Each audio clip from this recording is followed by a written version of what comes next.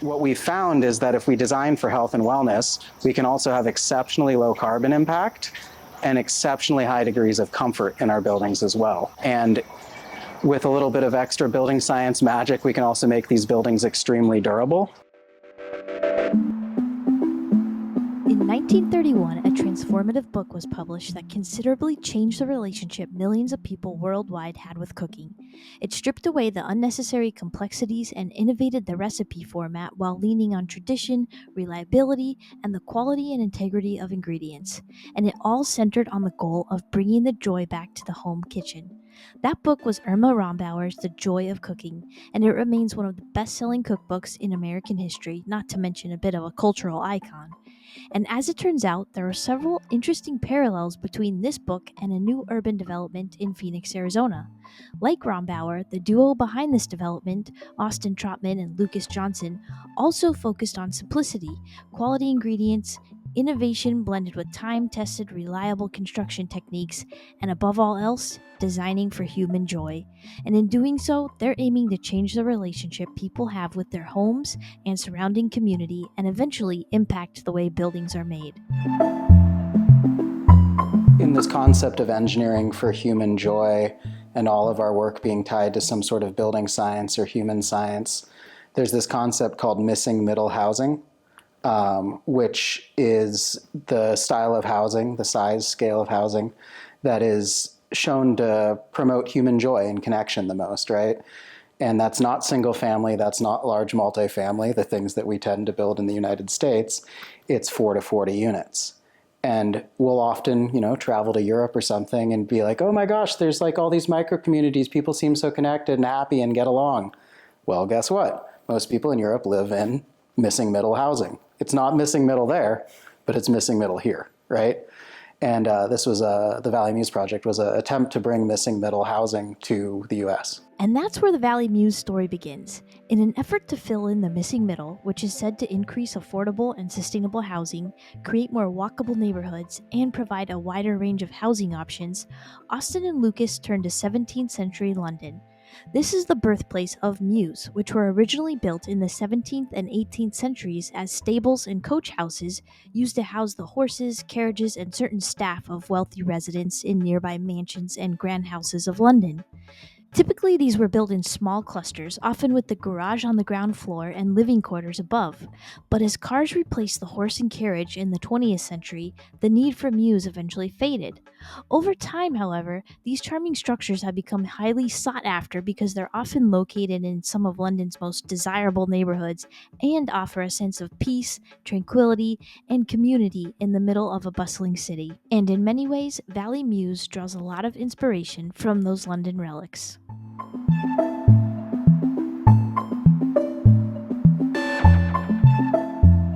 There's a lot of research and findings around how to create community to where people have the positives of the community without the perceived negatives. And 4 is usually the smallest number of buildings, of dwellings you can have that create some level of functional community. So this is kind of our beta test for getting into community projects. We really wanted to also rethink cars. Phoenix is such a car-centric place. And so how can you create outdoor spaces for humans that cars happen to use to get access to their house? So really it's this way of creating, somebody called it separate but together, which I really like. So the buildings are very much single family houses. You have your own private outdoor spaces, really strong indoor-outdoor connections. You don't really see and hear your neighbors on a daily basis, but you see them on the Mews Drive or some of the shared outdoor spaces and have a connection to them. Most quote-unquote good high-performance buildings are designed around efficiency as the primary metric of success, right? And it turns out when we design for efficiency, we often sacrifice human joy, right? We sacrifice the health, we sacrifice the comfort, we sacrifice long-term human joy with increased carbon impact, right? But if we focus on the ingredients that the building is made out of, right, just like a top chef would, if we use the right ingredients, even if you do a low-performance building with those ingredients, it's still a really good building. A lot of people can't afford high performance. If you can, please do it. But no matter what, low performance, high performance, conventional building, cutting edge building, use the right ingredients to build it. The ingredients create the results, right? And the 5 factors is fundamentally about being able to select those ingredients, understand that you selected the right ingredients, and celebrate that accomplishment regardless of what performance level you get to. The 5 factors of good building Lucas referred to is a framework he and Austin developed to evaluate building materials. They include comfort and health, efficiency and renewables, durability and resiliency, social equity and embodied injustice, and life cycle carbon impact. And this became the criteria that guided every decision that went into Vali Mews. And just like Rombauer personally tested every recipe for reliability, Austin and Lucas personally tested every ingredient before integrating it into the design. The level of research that's been done on every single one of these materials is, my wife's a professor, so I feel confident saying this, it's beyond academic. I mean, it's very deep dives, including all the research kind of you can do on the internet, but more importantly, finding good options and experimenting with them in the reality of the Sonoran Desert to make sure that they do actually provide optimized performance in this climate. And one place they often started their research was with nature, learning from and often mimicking the strategies that have been adapted in nature for survival.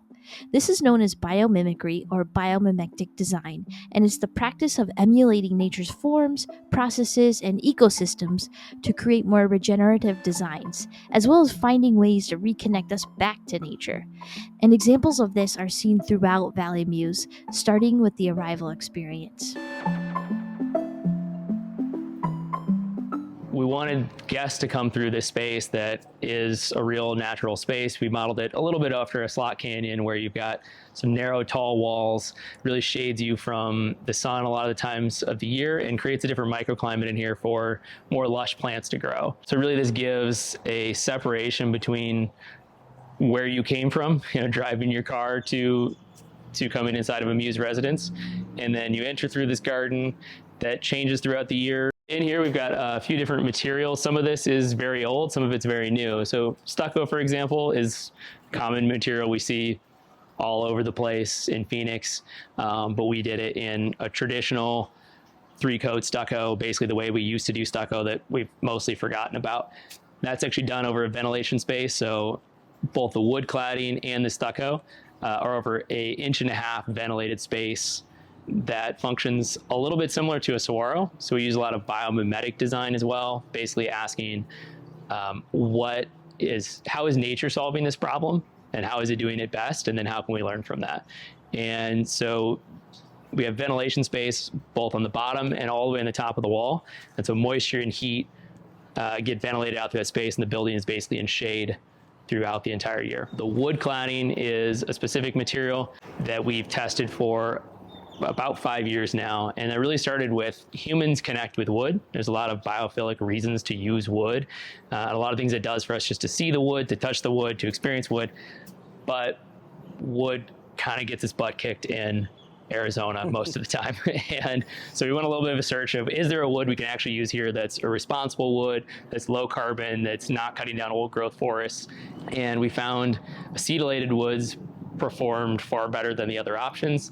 And of the acetylated options, a wood called Akoya was the best. That arrival experience is not just for guests, though. Austin and Lucas intentionally designed it so residents enter through that courtyard. The idea was to not only keep toxic fumes from entering the home by way of an attached garage, but also to create a joyous experience of leaving the car and busy life behind. And that takes us to another important factor in good building, creating high IAQ, or indoor air quality. One of the main principles we focus on is air tightness, and we go fairly extreme, like well below passive house air tightness. That turns out to be really important for a lot of reasons. And a big piece of that is the doors used. And so these have 6 points of locks on them. And so when you close the door, you lift the handle, you can tell it's extremely quiet inside. And so that has a lot of obvious benefits for dust and, pollutants outside, but it's also really nice for creating a really quiet, calm interior space. Then once you're inside, we focus a lot on interior acoustics as well. So, a lot of the times Modern spaces especially are very rectangular and a lot of hard surfaces, and the acoustics aren't very good, and that has a real short and long-term effect on humans. It's been measured a decent amount at this point. So we have the wall over here is both beautiful and it's wood and felt, but it's also acoustic. There's about a 6-inch space behind that that's filled with essentially merino sheep's wool. And that depth of space combined with that sheep's wool and the felt creates acoustical dampening basically at all frequencies, both within the building and between your neighbors. So we've noticed a lot of people feel it but don't necessarily know why. We've seen people like with cochlear implants or hearing aids that they walk in here and they notice immediately they can actually follow a conversation even when there's a group of people in here, and that the space actually feels different acoustically. So along with air tightness, we like to partner it with its best friend, which is proper mechanical ventilation of your house, which means that we need to put a really nice set of lungs in the home so that you can constantly have that feeling of windows being opened on that perfect spring day. And that set of lungs they opted for was a heat recovery ventilation, or HRV, system that exchanges stale indoor air with fresh outdoor air while recovering heat or coolness.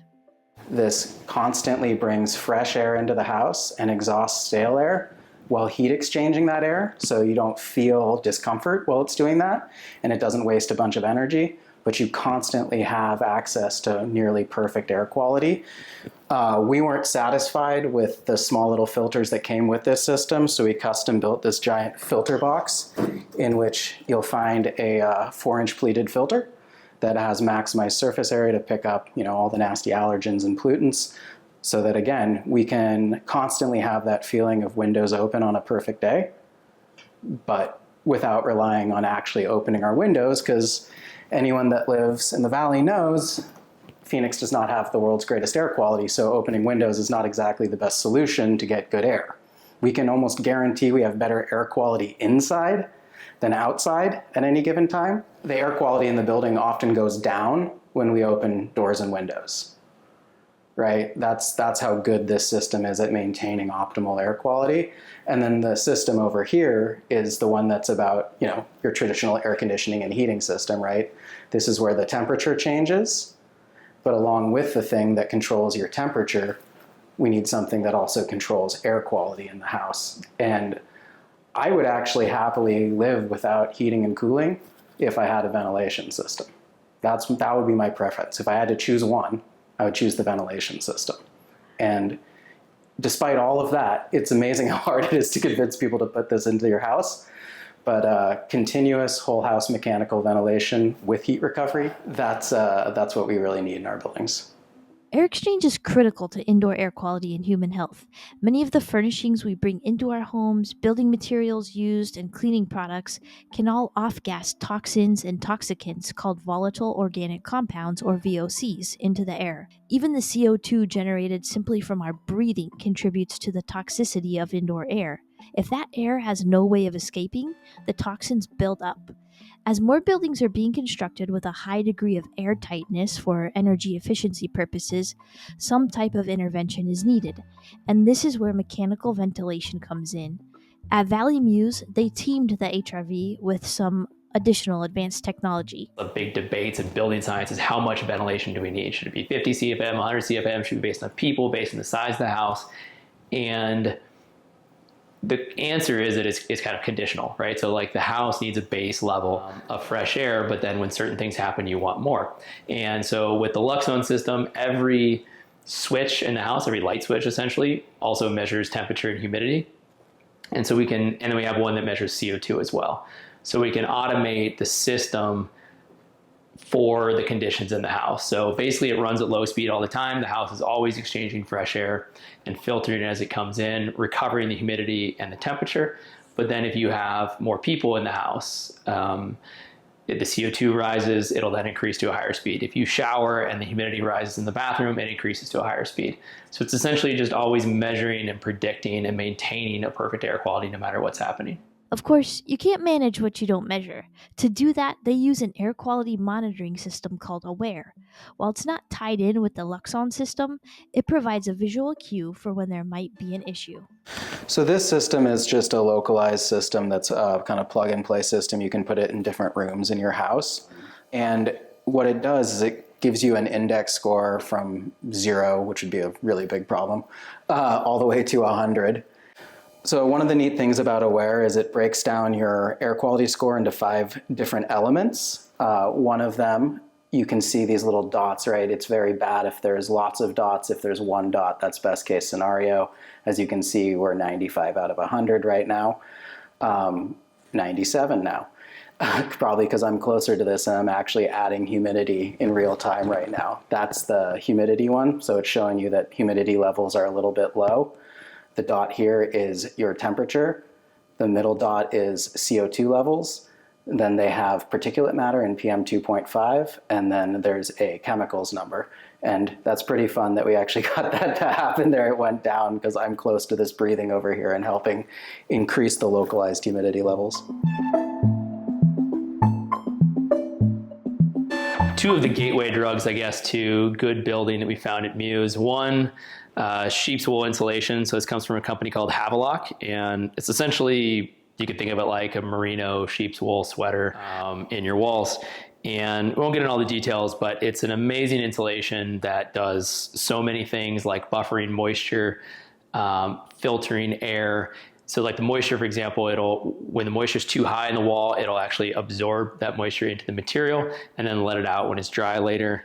And that gets into some of the other principles inside the building. So biophilic principles of the feel of materials is often lost, especially in modern spaces. I feel like so many things are things you don't really want to touch and feel. And so this is a material called Rich Light on the countertops, and it's made from pre-consumer paper pulp mixed with resin. And so it's heat resistant, it's very easy to clean, it's infinitely refinishable. It's a really amazing countertop, and it also feels nice to touch. The theme really of all the materials was the best material we know in the entire world for that thing. But then also focusing, since this is in the main room, what are materials you actually want to be close to, that you want to touch? Really the theme everywhere is materials you want to touch. So this marmoleum finish on the kitchens are from Reform.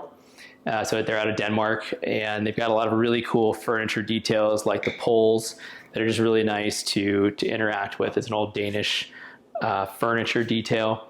And then you'll notice a lot of the wood where you touch things. So the floors are all oak, the cabinets are oak, and then a lot of the pieces that you grab and interact with are walnut. So these handles on the fridge, the door handles on the doors.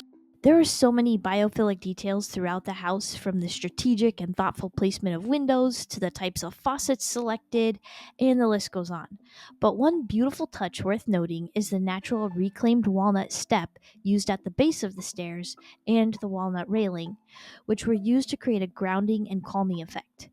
Beyond selecting materials for the biophilic effect, Austin and Lucas also took into account the health, sustainability, and efficiency of every material, which is no easy feat. So how did they find materials that would meet their criteria?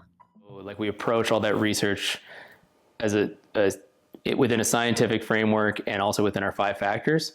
And so what you find is you can pretty quickly eliminate a lot of bad decisions. Like on the 5 factors, there'll be plenty of materials that are really efficient or really durable, or like flooring, for example, is a good example. There's so many different finishes you can get, so many different materials you can get, but which of them maximize holistically across? And so you can find criteria that you create that separates out at least half to 90% of the products.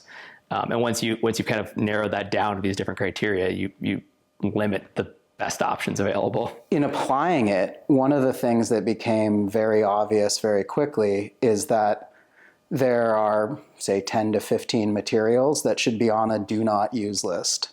They have such low 5 factors scores, so you can get a score of up to 50 points total, up to 10 points per 5 factors, so 50 total.